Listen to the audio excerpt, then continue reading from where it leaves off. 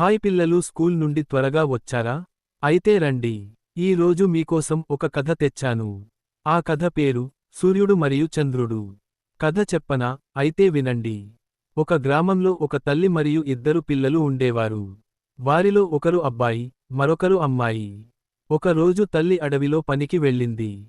అన్నా చెల్లెలు ఇద్దరూ ఇంట్లో ఒంటరిగా ఉన్నారు. అప్పుడు ఒక పులి వారి ఇంటి దగ్గరికి వచ్చింది. పులిని చూసిన పిల్లలు చాలా భయపడ్డారు. అయితే పులి వారిని అడవి వరకు తరిమింది. వారు పరిగెత్తి దేవుడిని సహాయం కోసం ప్రార్థించారు. అప్పుడు ఆకాశం నుండి ఒక తాడు కిందికి వచ్చింది. పిల్లలు ఆ తాడు పట్టుకుని ఎక్కారు.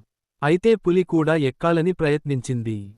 కానీ పులి ఎక్కలేకపోయింది. అప్పుడు పిల్లలు పైకి ఎక్కి సురక్షితంగా ఆకాశానికి చేరుకున్నారు.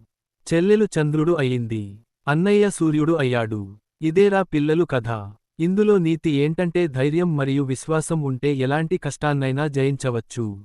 కథ బాగుందా పిల్లలు? అయితే సరే, వెళ్ళి హాయిగా నిద్రపోండి. ఉంటాను మరి.